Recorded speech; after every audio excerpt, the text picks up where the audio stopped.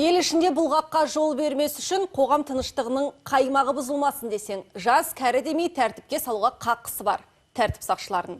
Дін бұған қарсы емес, әлемдік ғұламалар осындай пәтуа беріптіміз. Апта басында әлеуметтік желідегі жұрт ақын Мұхамеджан Тазабековті осы сөздер үшін жерден алып жерге салды. Қолдаушылар бар, қаралаушылар одан да көп. Тіпті Тазабеков мырзаның рухани тазалығына шүбә келтірушілердің де қарасы қалың екенін көрдік. Ақын лекциядағы сөзінде алаңға шыққан аналарға қарата сыртқы күштердің айтағына иланбау қажеттігін айтқан. Бүкіл сыртқы күштердің арманы айбын менен суықтықтың символы болған, тәртіптің символы болған полиция менен әйелдерді площадьта кездестіруді. Арман жолда. Мына жерде полиция шит ұстап алған, бетіне каска киіп алған, бүйтіп тұр да, немесе бір ақсақалды көтеріп әкетіп баратыр. Ойбай, мына полиция оңбаған, шеше сыйламаған, әке сыйламаған, қария сыйламаған, оңбаған деп айтқысы келіп тұр да, біреулерге заказ беріп жатыр да. Еліміздің ішкі істер министрлігі қазір осы видеоға қатысты тексеруді бастады. Министрдің орынбасары қоғам қайраткерін кездесуге мамандандырылған күзет басқармасы шақырған болу мүмкін деген долбар айтып отыр. Бұл Мұхамеджан мырзаның аузынан шыққан мәлімдемелердің бір парасы. Ал жұрт тарапынан айтылған айыптауларға қатысты ақынның айтары бар ма? Кезекті мақсат Толықбайға берсек. Армысыздар, құрметті көрермен, хабарымыздың бүгінгі қонағы Қазақстанның еңбек сіңірген қайраткері, ақын, Асыл-Арнаның директоры Мұхамеджан Тазабеков. Қош келдіңіз. Рахмет. Енді өткенде полицейлер мен әскери қызметкерлер алдында өткізген лекцияңыздан таралып кеткен қысқаша ғана бір видео бар ғой. Сол өзі әлеуметтік желіде өте бір қатты талқыланды. Енді білмеймін, сіз монтаж деп айтыпсыз, қанша жерде монтаж болса да, сол митингке қатысты жаны ашитын, жаны ашымайтын жер болады. Жоғарыдан бұйрық келді ме, приказ орындалу керек деген сияқты сөздер бар. Жалпы бұл өзі бір полицияны халыққа ашықтан ашық айдап салу емес пе? Шеруге шығуға қай кезден де қарсы пікірімді айтып келе жатырмын. Себебі ол жерде мен қазақтан алаңды қызғанбаймын, арандап қалама деп қызғанамын. Өйткені арандатушы адамдар мен топтар қазіргі уақытта бой көрсетіп жатыр ғой. Ал енді монтаж деп айтқан жерім, мың адамның алдында отырып, елге мейірім мен махаббатты, дінді насихаттап жүргенмен полицияға ұрыс, соқ, қаталдық көрсет деген ол айтуым мүмкін емес нәрсе. Оны түсінетін адамдар түсініп отыр. Ол жердегі монтаж менің анығы Американың полициясын мысал келтіріп, Меккедегі жақсы полицияны, жаман полицияны, Индиядағы полицияны мысалға келтіріп отырып, бірақ жаман полицияның мысалын келтірген кезінде ұрып соғатын, құйрығынан тебетін деп, жамбасынан тебетін деп. Соның артына әкеп, басқа бір фитна туралы айтылған сөздің артындағы әлем ғұламалары пәтуа берген деген сөзді әкеп монтажбен қосып қойған. Сонда Меккеде жамбасына теуіп жатыр, оған әлем ғұламалары пәтуа берген, сіз приказды орындаңыз дегенде Мұхамеджан бір елді ұрып соғуға. Бұның артында кім тұр деп ойлайсыз? Енді мен досым да бар, жауым да бар.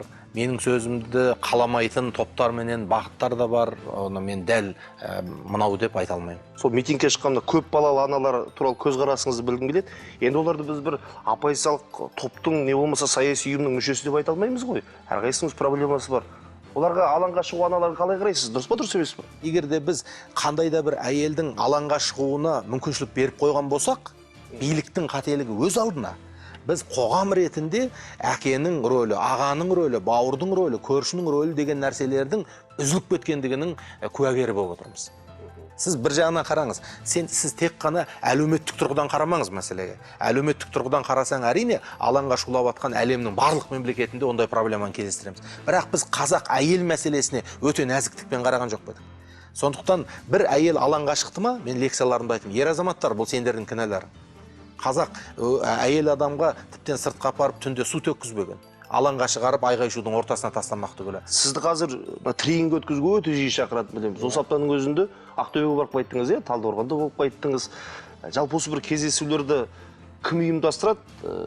Мынандай сөзді жиі естиміз. Мұхамеджан Тазабеков жоғары жақтың тапсырмасын орындайтын биліктің адвокаты болып кеткен жоқ па деген. Мен егер биліктің талабы мен үшін маңызды болса, мен билікке барар едім.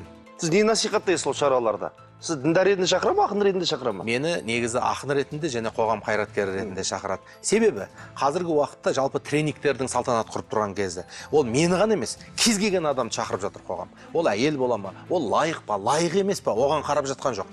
Біреу келіп менің мәселеме араласса екен, менің жан дүниемде көкейімді мазалап тұрған сұрағыма жауап тауып берсе екен деп, жұрттың барлығына сұраныс өте жоғары дәрежеде. Соның ішінде ісіне сөзі сәйкес келеді-ау деген адамға сұраныс одан да жоғары дәрежеде. Менің жұмысымды халық көріп отыр. Мен еш нәрсені жасырып жасаған адам емеспін. Бүкіл сөзім ашық, бүкіл жиналысыма кез келген адам келіп түсіріп алады. Және мен бір тиын, мен терімменен сөзімді саудаға салған адам емеспін. Мұхамеджан мырза, мен бірнеше лекцияларыңызды көріп шықтым. Бір діни элементтер көп қолданасыз, Мекке мысалға келтіріп жатасыз. Жалпы көбінесе сіздің жиыныңызда университет жастары, полиция, әскери қызметкерлер болсын, мемлекет қызметкерлер тұрады көбінде. Енді былай қараса, олар діндар емес қой, діндарластыру қаншалық дұрыс? Жалпы ол солай болып көрінеді, бірақ біздің қазақтың мақалының 30% діни терминдер қолданылады. Біздің Абай болсын, бүкіл зайырлықты, білімді, ғылымның жолын насихаттаған Абай, Шәкәрім, Мәшһүр, Алаш қайраткерлері, олардың барлығы да ол діни элементті айналып өтіп кетпеген, немесе оны құндылық ретінде қарастырмай қалмаған. Біздің зайырлығымыздың өзі рухани тұлғаларды тәрбиелеуден тұрады. Уағыз оқу үшін, жиындарда уағыз айту үшін сізге діни басқарма рұқсат берген ба? Мені ақын ретінде, қоғам қайраткері ретінде шақырғандықтан, мен ол жерге діни басқармадан рұқсат алмаймын. Діни басқармаға менің тікелей қарым-қатынасым жоқ. Асыл арнаның өзі біз меморандумдық бір-бірімізбен келісім негізінде жұмыс жасасамыз, бірақ ол діни басқарманың тікелей қарамағындағы арна емес. Сондықтан олар қадағалайды, өзінің насихатын айтады, бірақ жаңағы біздің өзіміздің заңдылық құқықтарымыз бар. Мұхамеджан Тазабеков сәләфизм ағым ұстанушылардың бірі дейді. Бұған не дейсіз? Шын сәләфтар ол пайғамбарымыз алейхиссалам заманында өмірден өтіп кеткен. Ал сәләфимін деп атты тағыну ол дұрыс емес дүние. Себебі бізге Құдай тағала мұсылмансың деген абыройды берген. Мен мұсылманмын. Қазақ айтады, кімсің? Альхамдулилля мұсылманмын дейді. Альхамдулилля мұсылманмын дегеннен артық атта, айдарда мұсылман баласына керек емес. Ал енді сәләфимін деп атты тағынған адамдар діни құндылықпен ұлттық құндылықты қоса алмай жүрген, зайырлы мемлекетпен өзінің рухани дүниесін үйлестірілмей жүрген, былайша айтқанда ұлттық негізден ажырақпаған адамдардың жолы қазіргі уақытта. Біз белгілі бір ағымның, белгілі бір шейхтің, белгілі бір кітаптың туын көтермеуіміз керек. Біз Абай көтерген кешегі, біздің зиялы алаш қайраткерлері көтерген дінім ислам, елбасымыз айтқандай дінім ислам, түбім түрік, кітабым Құран деген құндылық бізге мынадан жетеді. Қымбат уақытыңызды бөліп келіп, бір ауыз пікір білдіргеніңіз үшін рахмет айтамыз. Құрметті көрермен, келесі эфирде жүздескенше айымы жарық, күніміз нұрлы болғай.